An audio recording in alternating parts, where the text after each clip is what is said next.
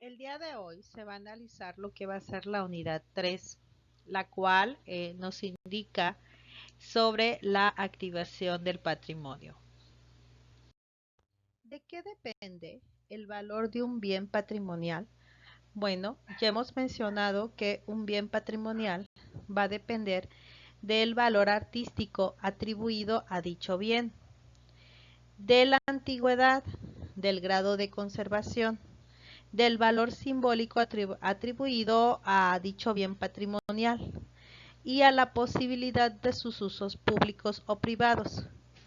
De estos atributos, solo unos pocos de ellos pueden traducirse en una escala más o menos objetiva. En este caso puede valer la antigüedad, el grado de conservación, como ya hicimos mención, y que quizás pertenezcan a una época determinada. Vamos a encontrar otros bienes patrimoniales que se les va a dar otro tipo de valor. En este caso puede ser un valor otorgado por un estado o construido por el mismo estado. Por ejemplo, en clases pasadas hemos estado analizando lo que van a ser las rutas gastronómicas. Entonces, ahí vamos a encontrar la creación de una actividad turística para promover y reactivar la economía de un pueblo. A continuación vamos a analizar lo que va a ser un organismo que se va a encargar precisamente de la preservación y del fomento de los bienes culturales de la historia. A continuación pueden observar ustedes el logo del Instituto Nacional de Antropología e Historia, el cual fue o es un organismo del gobierno federal.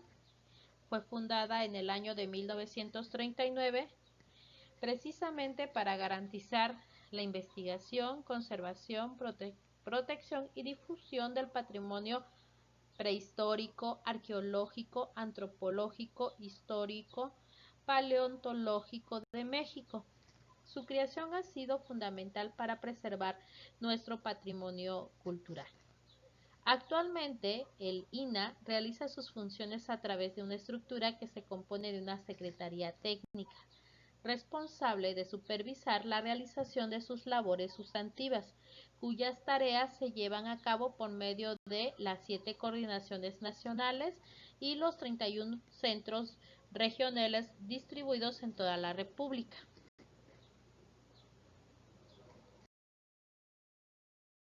Que vamos a encontrar, el cual se encuentra promoviendo lo que va a ser el patrimonio cultural, va a ser FONAR. ¿Pero qué significa FONAR? Bueno, es el Fondo Nacional para el Fomento de la Artesanía.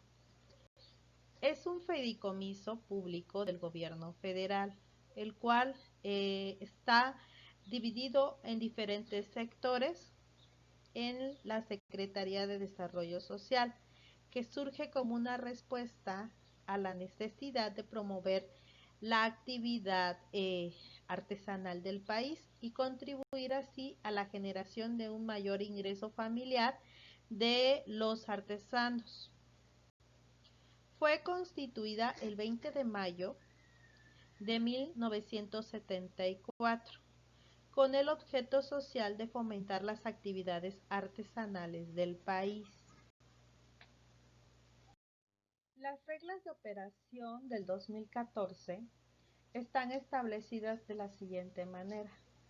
El programa FONAR cuenta con recursos presupuestales del gobierno federal, del programa denominado Desarrollo Social, ramo general 20, que está orientada al desarrollo integral de comunidades y familias en situación de pobreza extrema, a la generación de ingresos y a empleos para el desarrollo regional de las zonas que se encuentran en condiciones más desfavorables.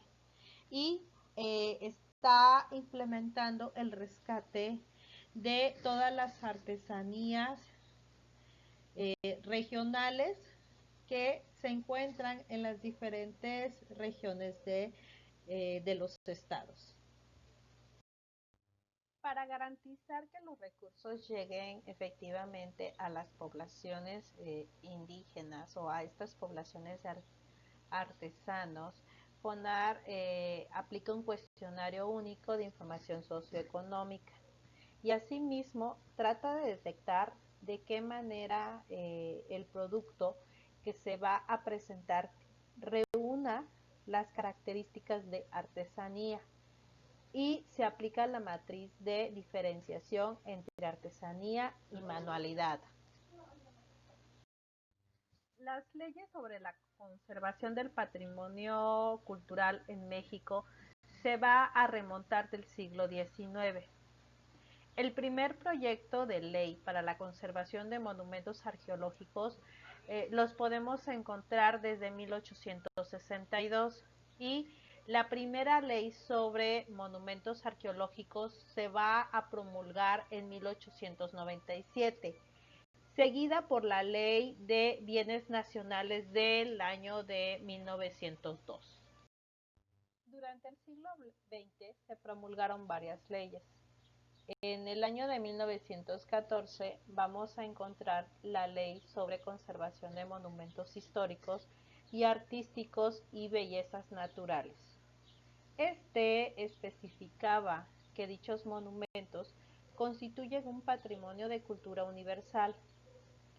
Para el año de 1916 se va a crear la Ley sobre la Conservación de Monumentos, Edificios, Templos y Objetos Históricos o Artísticos. Este va a anteponer el valor artístico a los bienes de valor histórico. Para 1934 se va a crear la Ley sobre Protección y Conservación de Monumentos Arqueológicos e Históricos, Poblaciones Típicas y Lugar de Bellezas Naturales. Este va a establecer la diferencia entre bienes arqueológicos prehispánicos y bienes históricos coloniales. Para el año de 1970 se va a ampliar la protección de los bienes de la cultura popular, creando la Ley del Patrimonio Cultural. Para el año de 1972 se va a crear la Ley Federal sobre Monumentos y Zonas Arqueológicas, Artísticas e Históricas. Esta ley va a ser reformada en el año de 1984 y esta es la que se encuentra vigente hoy en día. Para fechas muy recientes, vamos a ver que en el estado de Guerrero, el gobernador Héctor Astudillo Flores va a promover la Ley para la Conservación del Patrimonio Cultural y Natural de los guerrerenses. Esta propuesta inicia el 17 de enero del 2017. Aquí nos establece que la cultura, sin duda alguna, se tiene que mantener como un vehículo permanente para generar la identidad de los guerrerenses. En este contexto también se tomó protesta a los integrantes de la Comisión de Conservación del Patrimonio Cultural del siglo XX. Entonces es importante ver de qué manera los gobiernos están tratando de crear las normas para poder establecer los lineamientos y así se pueda promover el patrimonio cultural y natural de una manera ordenada. Cuando hablamos del patrimonio cultural, es necesario también hablar de los museos. ¿Cuándo surgieron estos? Bueno, vamos a encontrar los primeros museos como tal en el siglo XVIII, donde la gente pudiente decidía mostrar sus colecciones. En este caso, los primeros museos muestran objetos que constituyen parte de la cultura y la historia de estas sociedades. En algunos momentos se presentaban algunas fotografías o algunas prendas. En muchas ocasiones serán presentadas colecciones de monedas, de cuadros, pero el eje principal era la historia como un elemento vinculador.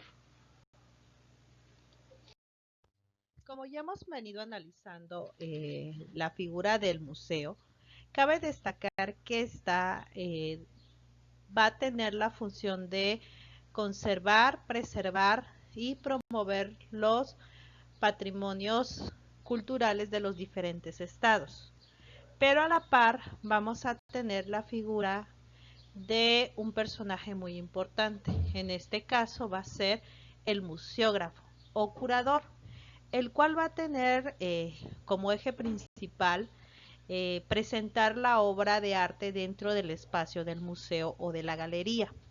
En este caso, él va a exponer las obras con el propósito de causar una muy buena impresión en los visitantes.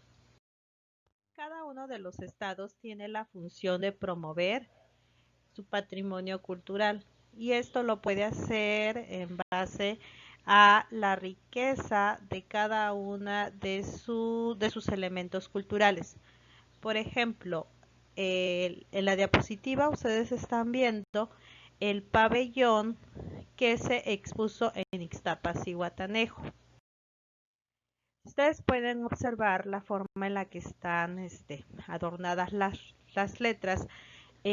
Son una representación de los elementos culturales más importantes de cada una de sus regiones.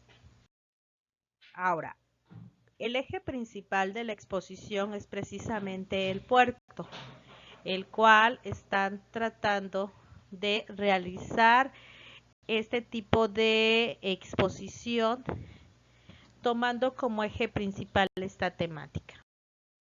Como ustedes pueden observar en la diapositiva, vemos al gobernador exponiendo los platillos más típicos de cada parte de la región del estado, promoviendo así su gastronomía. Esta es una vista aérea del pabellón que presentó Guerrero en esta exposición. Como ustedes pueden observar, se trató de capturar cada esencia de cada una de las regiones del estado. Si ustedes pueden observar, bueno, vamos viendo el colorido, pero también la elegancia que se está utilizando para promocionar la artesanía.